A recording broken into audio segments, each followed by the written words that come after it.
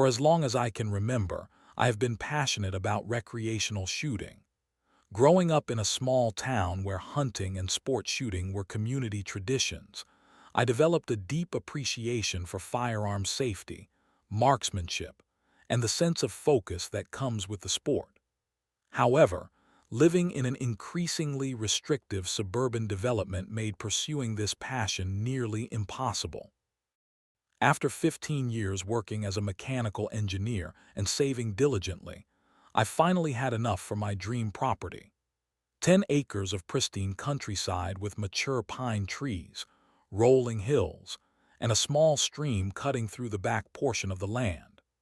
The property sat just outside city limits in Pike County, with minimal restrictions and zoning that explicitly permitted private recreational facilities including shooting ranges. The real estate listing described it as sportsman paradise, and the moment I drove down the long gravel driveway, I knew this was home. No more shared walls with neighbors complaining about television volume. No more permissions needed for simple property modifications. This was freedom in its purest form. My closing day came in early spring. The previous owner handed me the keys and mentioned something about an inactive homeowners association that had not collected dues or held meetings in over a decade. I barely registered this information, focusing instead on my building plans. The county clerk confirmed that, while technically within HOA boundaries, the association appeared dormant, with no filed minutes or financial statements since 2012. With permits secured from the county, I began the methodical process of constructing my range. First came extensive research on best practices for safety design.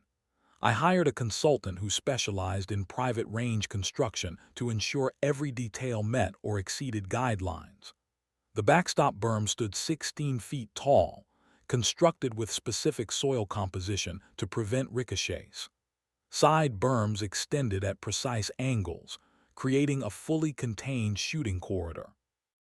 I invested in acoustic dampening materials, strategically planted additional trees for sound buffering, and constructed safety barriers that exceeded requirements. The range faced away from any neighboring structures, with the closest home nearly a mile beyond my property line. I even installed an advanced drainage system to prevent lead contamination, with filtration that environmental engineers praised as exemplary. The construction process took nearly 3 years of weekends and evenings after work. I poured not just money but my heart and soul into creating the perfect, safe setup.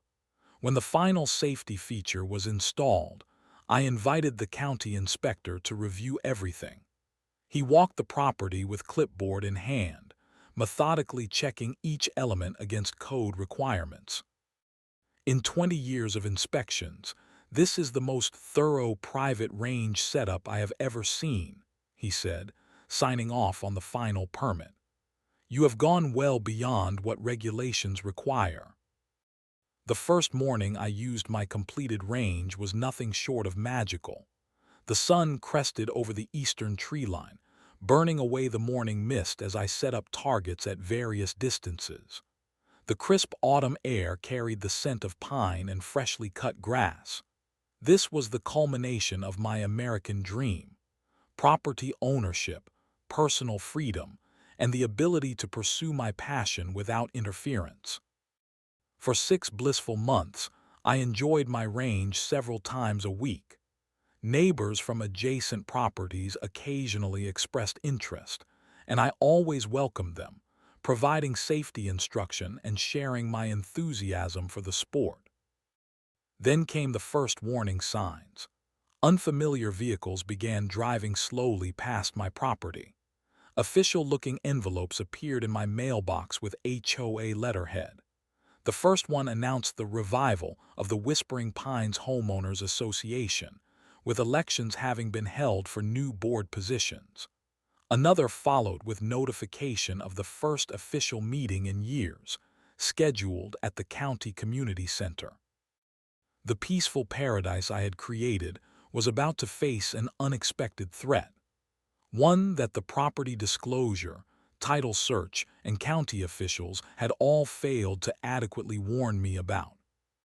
The community center meeting room buzzed with quiet conversation as I took a seat in the back row.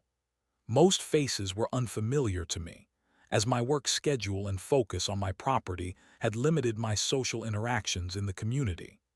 A well-dressed woman stood at the front of the room, organizing papers with practiced efficiency.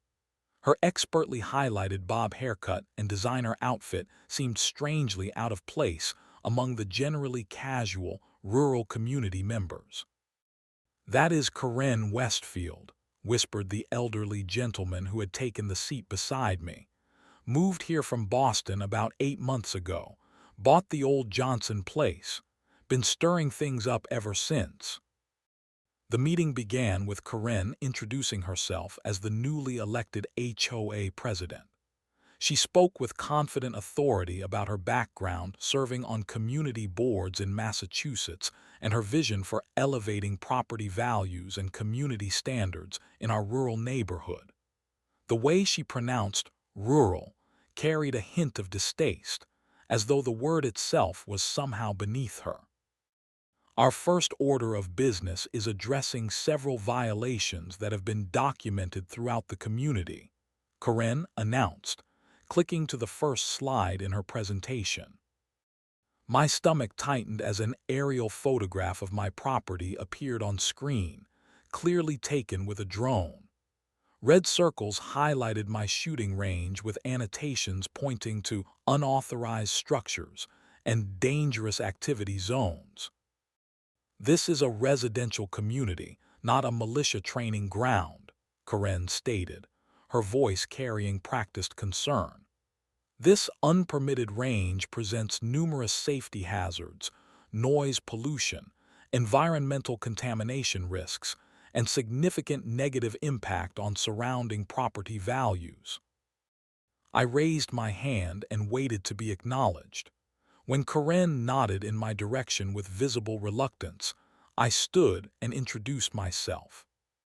"The range on my property is fully permitted by the county," I explained calmly, pulling documentation from my folder. "It exceeds all safety requirements, includes environmental protections, and is positioned to minimize sound impact. I have all the paperwork here, including inspector sign-offs." Karen smiled thinly.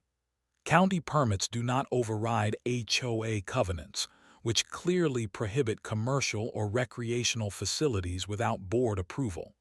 Furthermore, Section 8.3 specifically prohibits discharge of firearms within the community boundaries. That covenant was never enforced in the decade before I purchased my property," I countered, "and my title search showed no active HOA restrictions at time of purchase." "The covenants remain legally binding regardless of past enforcement patterns," Karen replied dismissively. "The board has voted unanimously to require immediate cessation of shooting activities and removal of all range structures within 30 days. I looked around the room at the other board members. They avoided eye contact, except for one older man who gave me an apologetic shrug. It became clear that Karen had carefully selected and persuaded these individuals to support her agenda without question. In the weeks following the meeting, certified letters arrived with increasing frequency. Each contained formal violation notices with mounting fines. The violations grew more creative and desperate: improper berm height, unauthorized earth moving, unpermitted recreational facility, wildlife disruption, noise ordinance violation. I attempted to reason with individual board members, catching them separately at the local hardware store or diner. Most expressed sympathy but claimed they were simply following proper procedures as outlined by Karen. One member, Bill Thornton, was more forthcoming. "She has got everyone scared about liability and property values," Bill explained quietly over coffee. keeps talking about her success fighting against a gun club in her previous community. Between us, I think this is personal for her, some kind of crusade. My research confirmed Bill's assessment. Through online searches and conversations with longtime residents, I uncovered articles featuring Karen Westfield as a prominent anti-gun activist in Massachusetts. She had led campaigns against shooting ranges, gun shops, and even hunting areas near her former suburban community. Her husband worked for a political action committee focused on firearms restrictions. This was never about safety or property values. Karen had found a new target for her activism, and I was it. Her mission appeared to be transforming our rural community into something that matched her urban sensibilities, regardless of the local culture or individual rights. The situation escalated when I received notice of daily fines for noncompliance, now totaling over $8,000. A final notice demanded immediate removal of the range, or the HOA would pursue all available remedies. The threat had moved beyond my shooting range. Karen Westfield was challenging the very way of life that had drawn most of us to this community.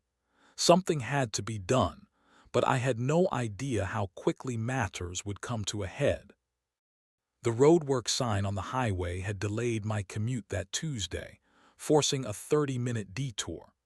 By the time I turned onto the gravel road leading to my property, the afternoon sun was already hanging low in the western sky. A strange cloud of dust rose in the distance, accompanied by the unmistakable rumble of heavy machinery. My heart rate accelerated as I pressed the gas pedal harder, tires crunching urgently over the gravel. As my property came into view, the source of the noise and dust became horrifyingly clear.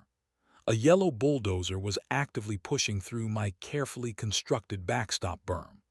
3 men in hard hats supervised, while another operated a smaller excavator that was dismantling the side safety barriers. I slammed on the brakes, sending gravel spraying as my truck skidded to a stop.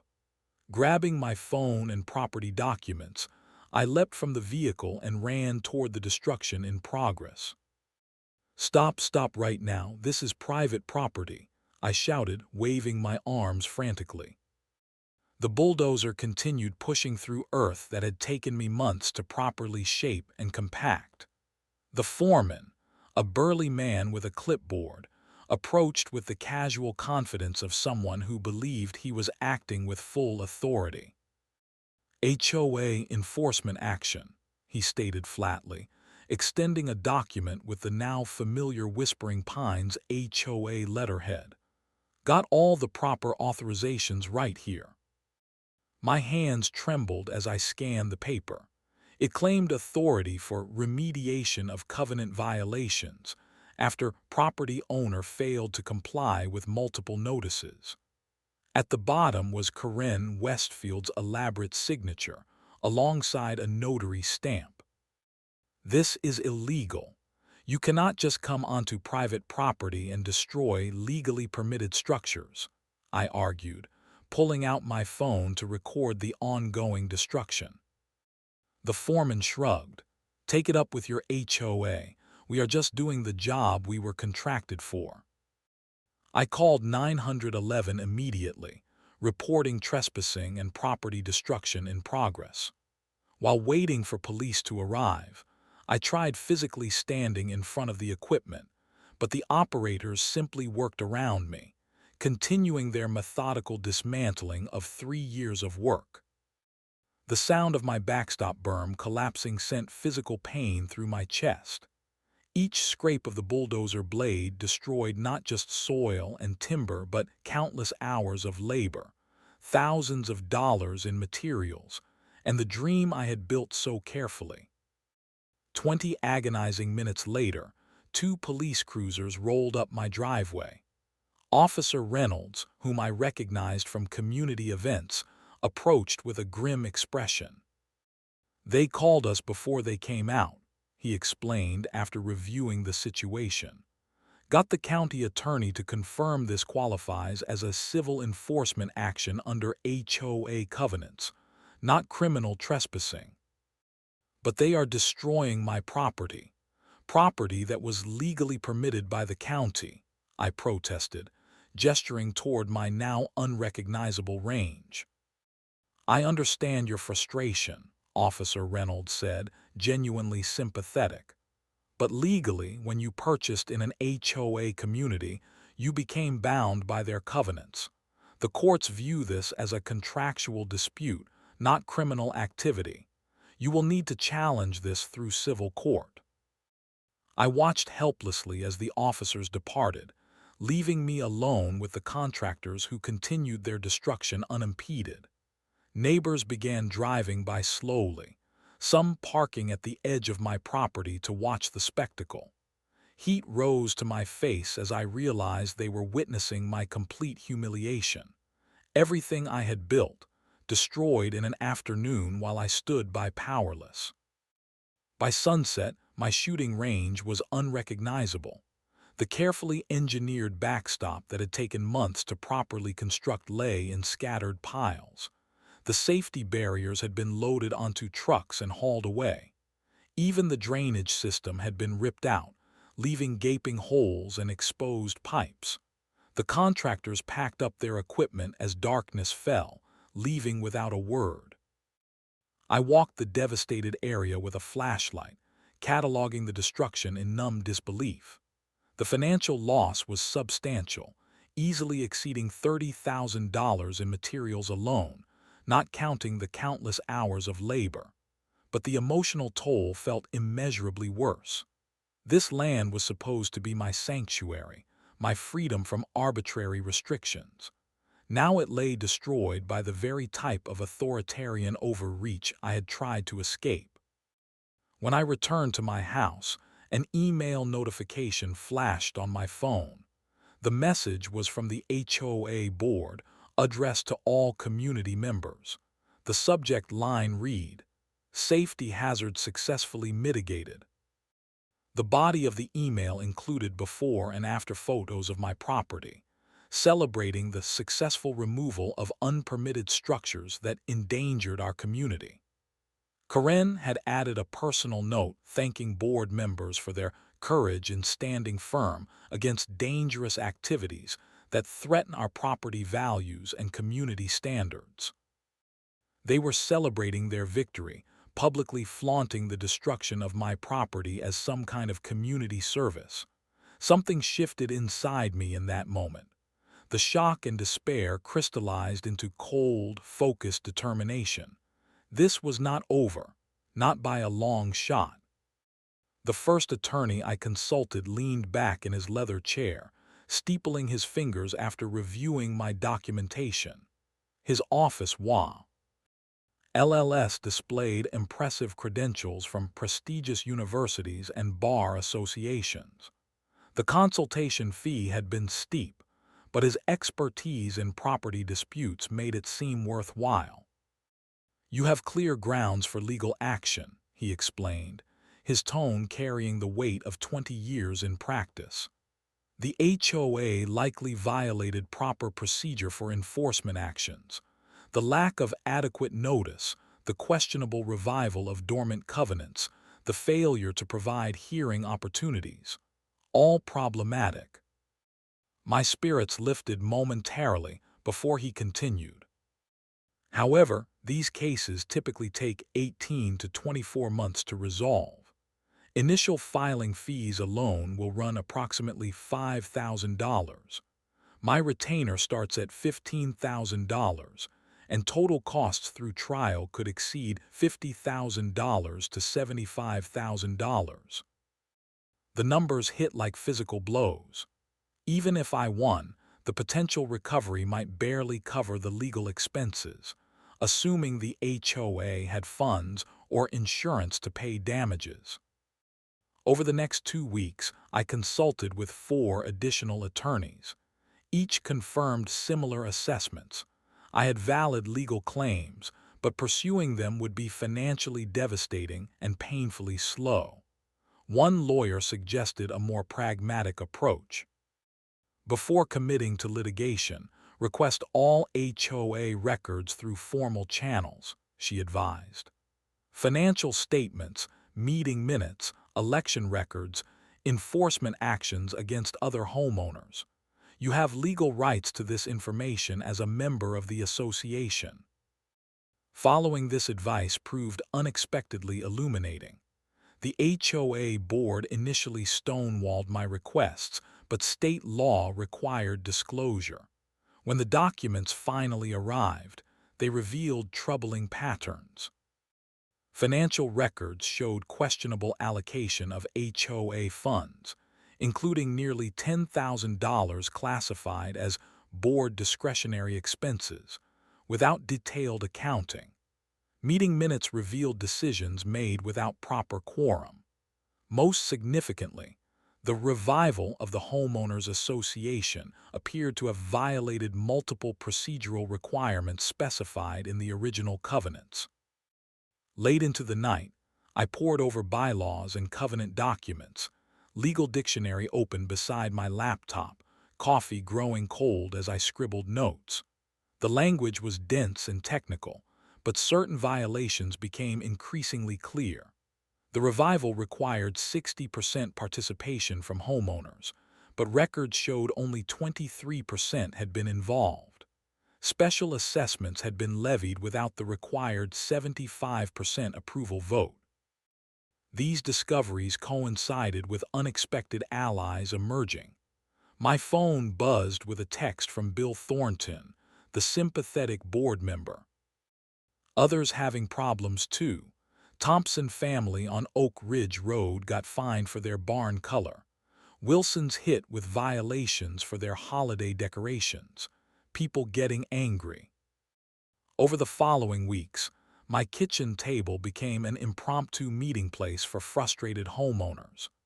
People brought violation notices, shared stories of encounters with Karen, and expressed growing resentment at the HOA overreach. She tried to fine me for having my tractor parked in my side yard, explained Jim Wilson, a retired farmer. Land I have owned and farmed for 30 years, and suddenly I cannot park my own equipment on it. We got hit for our fence height being 2 inches above regulation, added Sarah Thompson. Been there since 2010, never a problem until now. A pattern of selective enforcement became clear. Properties owned by Karen's supporters remained violation-free, while those who questioned her leadership faced mounting fines and harassment. My attempt to resolve the issues through formal mediation, as specified in the HOA bylaws, met with immediate resistance. The certified letter requesting mediation proceedings was returned with a terse note. Remediation already completed. No grounds for dispute. Through the window of the community center during the next board meeting, I observed Karen dismissively waving papers that appeared to be my mediation request, the board members nodding along without discussion. The realization dawned slowly but with absolute clarity. The system was designed to exhaust individuals through attrition. Karen understood that most homeowners lacked the resources, time, and stamina to fight a protracted legal battle. She was counting on this fundamental imbalance of power. Sitting at my kitchen table surrounded by legal documents, violation notices, and sympathetic neighbors sharing similar stories, I recognized that conventional approaches would ultimately fail.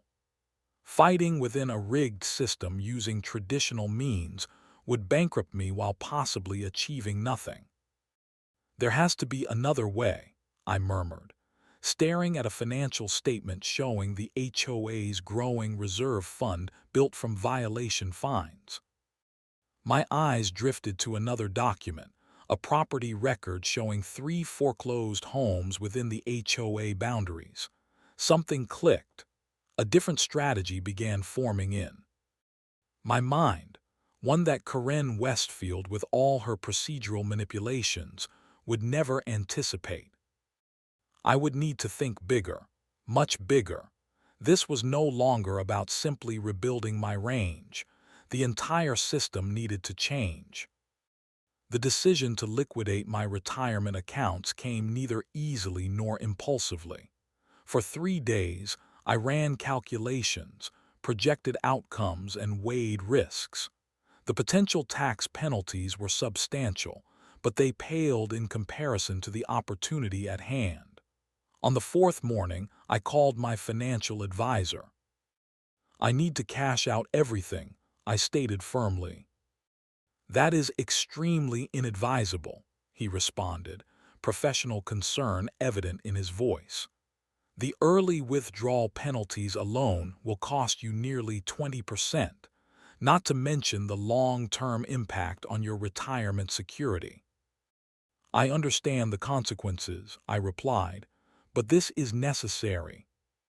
With the paperwork processed, I had access to approximately $340,000 in liquid capital, more than I had ever controlled at once, yet not enough for what I needed to accomplish. This would require leverage, strategy, and absolute discretion. My next stop was a business attorney in a neighboring county, well away from any potential connections to Karen or the HOA board. Miranda Chen specialized in corporate acquisitions and real estate transactions. Her office was minimalist and efficient, much like her approach. "So you want to purchase controlling interest in a homeowners association," she summarized after I explained my situation. "Interesting, unusual but not without precedent." Miranda explained that HOAs function essentially as nonprofit corporations, governed by bylaws and state regulations. Their power derived from property covenants attached to each parcel within their boundaries. However, like any organization, they had vulnerabilities. "First step is creating a corporate entity to obscure your involvement," she advised. "A limited liability company with a generic name, registered in a different state. I suggest Delaware or Nevada for privacy advantages." Within 2 weeks, Evergreen Community Holdings LLC was established, with a registered agent service providing an additional layer of anonymity. Miranda connected me with a real estate investment specialist who helped identify strategic opportunities within the HOA boundaries. "Focus on properties in foreclosure or pre-foreclosure," advised Jack Mendez, the real estate expert. "Banks are motivated sellers, often accepting below-market offers for cash deals that close quickly." The first acquisition was a small 3-bedroom home on the eastern edge of the HOA territory. The property had been vacant for months following a foreclosure. Through Evergreen Holdings, I offered 85% of market value in cash with a 5-day closing window. The bank accepted without hesitation. 2 similar properties followed in quick succession, each purchased through the LLC with expedited closings. With each acquisition, I gained not just property but voting rights within the HOA. State law granted 1 vote per property, regardless of value or size. My neighbors became unexpected allies in this silent campaign.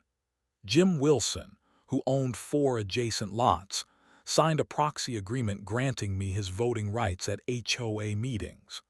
Sarah Thompson and her extended family controlled 3 properties and did the same.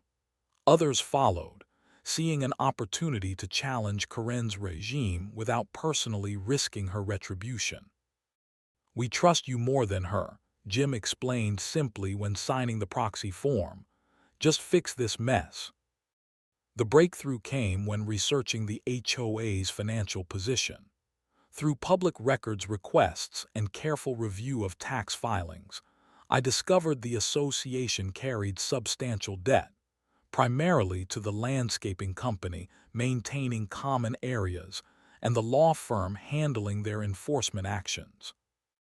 Karen had been spending far beyond the HOA's income, seemingly confident that increased violation fines would eventually cover the shortfall. The landscaping company, growing impatient with delayed payments, had filed a lien against the HOA Common Properties. Through a carefully constructed intermediary negotiation, Evergreen Holdings purchased this debt at 80 cents on the dollar. The landscaping company, eager for immediate payment rather than protracted collections, accepted without realizing who now controlled their debt instrument. My kitchen table transformed from a meeting place for frustrated homeowners to a strategic command center. Maps of the HOA boundaries covered one wall, with pushpins marking properties under my direct or proxy control. Spreadsheets tracked voting rights, financial positions, and procedural requirements for various HOA actions. For 3 months, I maintained my normal routine externally. I went to work, mowed my lawn, and even politely acknowledged Karen when our paths crossed at the local grocery store. She remained completely unaware of the shifting power dynamics occurring beneath the surface. The most delicate aspect of the plan involved the HOA's legal representation. Through careful research, I discovered the law firm handling enforcement actions was actually violating state regulations by simultaneously representing board members in personal matters, creating a conflict of interest. A discreet conversation with a state bar association official confirmed this arrangement was improper. A formal complaint would likely result in the firm withdrawing from HOA representation entirely rather than risk professional sanctions. By the 6-month mark after the destruction of my shooting range, Evergreen Community Holdings, LLC, controlled direct ownership of 5 properties within the HOA boundaries. Proxy agreements added 12 more voting rights. The association's primary debt now answered to my company, and their legal representation stood on shaky ethical ground.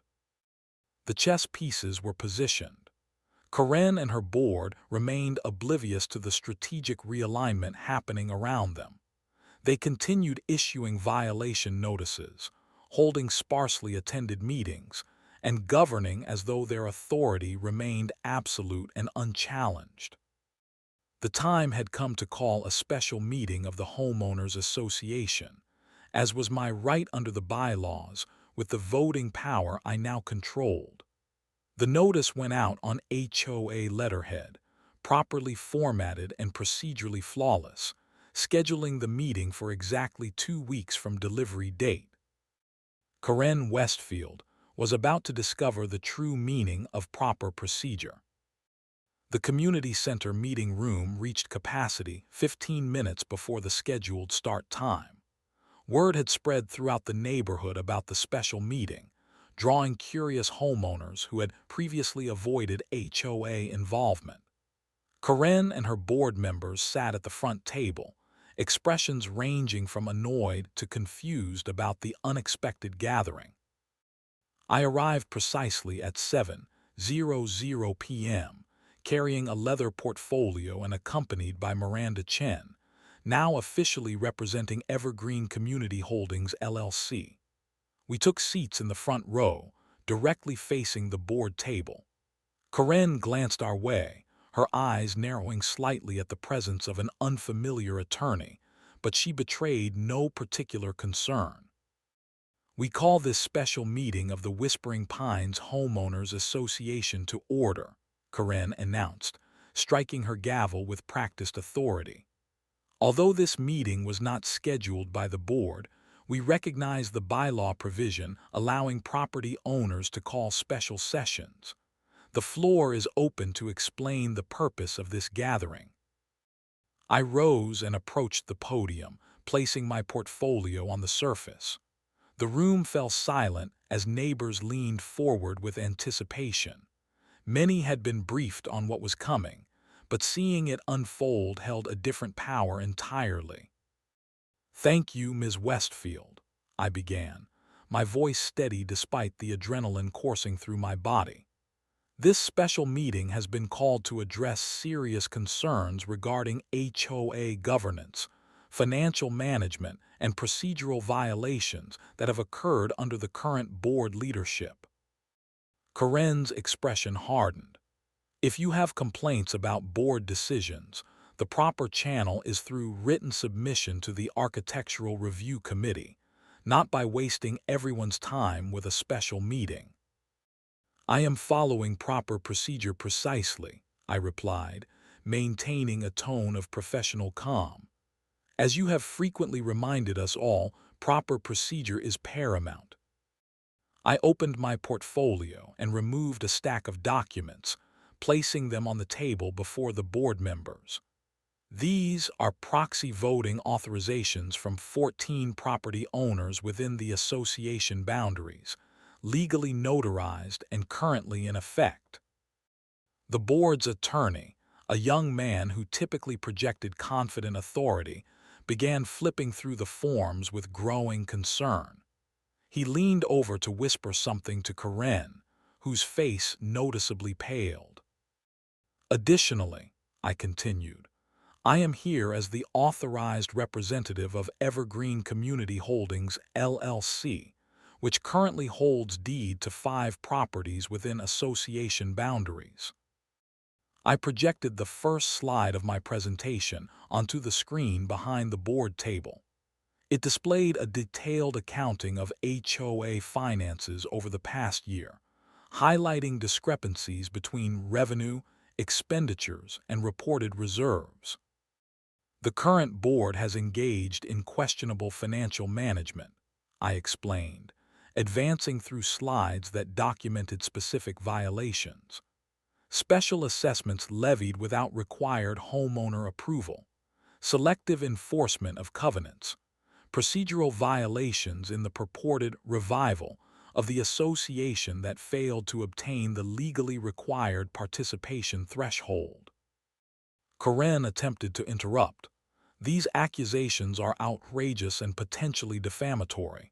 This meeting is adjourned until proper review of these claims can be conducted.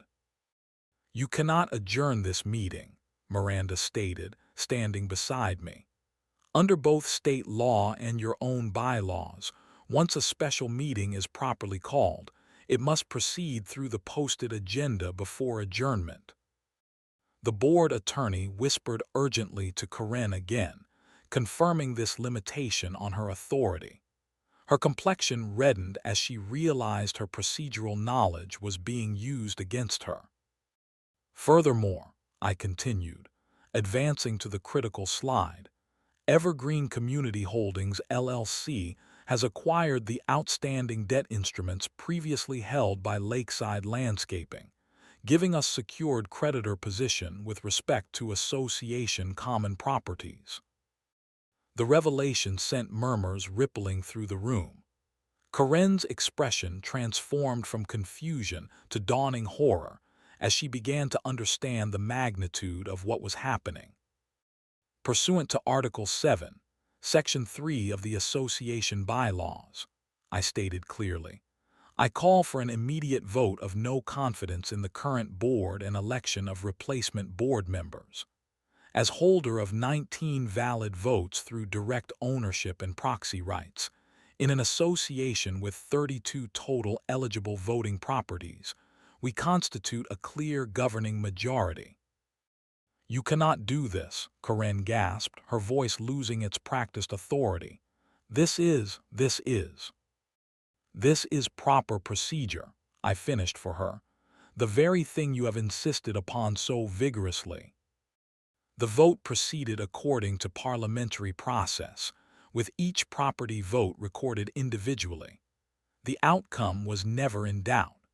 By overwhelming majority, the sitting board was removed from authority, replaced by a slate of homeowners who had suffered under Karen's selective enforcement regime. As the results were formally recorded, Karen's composure finally shattered completely. This is outrageous. You planned this all along. I will sue every one of you personally, she shouted, gathering her papers haphazardly. "You have no idea who you are dealing with. I have connections. This is not over." "Actually, Ms. Westfield, it is over," Miranda replied calmly. "And any attempt to interfere with the legitimate governance transition could potentially expose you to personal liability. The proper procedure has been followed to the letter." As Karen and her former board members were escorted from the building by the facility security officer they had often used to remove disruptive homeowners, the symbolism was lost on no one. The power had shifted completely, legally, and irrevocably.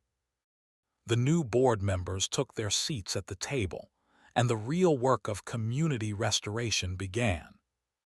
The first official act of the new HOA board was passing a resolution formally apologizing for the overreach and selective enforcement practices of the previous administration. The second was suspending all outstanding violation notices pending review.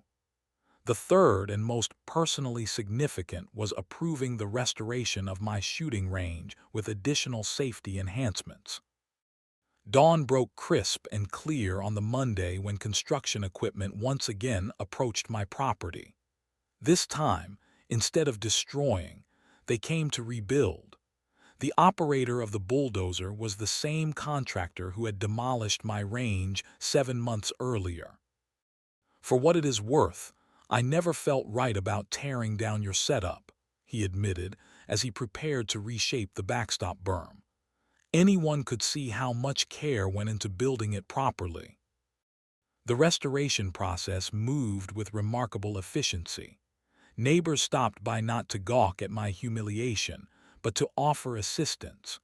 Jim Wilson brought his own tractor to help with the smaller earth-moving tasks. Others provided refreshments for the workers or simply moral support. Legal accountability followed the physical restoration. The association's insurance carrier agreed to cover damages resulting from improper board actions, specifically citing failure to follow due process in enforcement procedures. Karen and 2 other board members faced personal liability claims for actions taken outside their authority, with their homeowner insurance ultimately settling rather than risking trial. Within 2 months, my shooting range stood rebuilt, now enhanced with additional safety features including a covered firing line and improved sound dampening berms. The county inspector returned, again praising the design as exemplary. The HOA itself underwent transformation equally significant. The new board implemented a dramatically streamlined set of covenants, focusing exclusively on essential maintenance issues like road upkeep and common area responsibilities. Gone were the invasive restrictions on personal property use, replaced with basic, reasonable standards. Most significantly, a permanent covenant amendment was recorded requiring 90% homeowner approval for any restriction involving legal persona. Recreational activities on private property. This protection would ensure no future board could repeat the overreach we had experienced. 6 months after the special meeting that changed everything, we held a neighborhood gathering at my restored range. Many residents who had never handled firearms before received safety instruction and experienced supervised shooting for the first time. Even former critics acknowledged the comprehensive safety measures and professional setup. Property value data collected by a local realtor confirmed what many of us had suspected. Without excessive restrictions, property values actually increased by 8% over the previous year, outperforming similar communities in the county. The freedom from arbitrary oversight had become a selling point rather than a detriment. Karen Westfield sold her home and moved away shortly after the insurance settlement, reportedly returning to Massachusetts. The remaining former board members gradually integrated back into the community, some even admitting they had been unduly influenced by her agenda. Sitting on my porch overlooking both my restored range and the peaceful neighborhood beyond, I reflected on lessons learned. Standing against injustice had required unconventional thinking, personal sacrifice, and absolute determination. In the face of abuse of power, protection of individual rights had proven a cause worth every resource invested. The proper procedure, as it turns out, is defending freedom,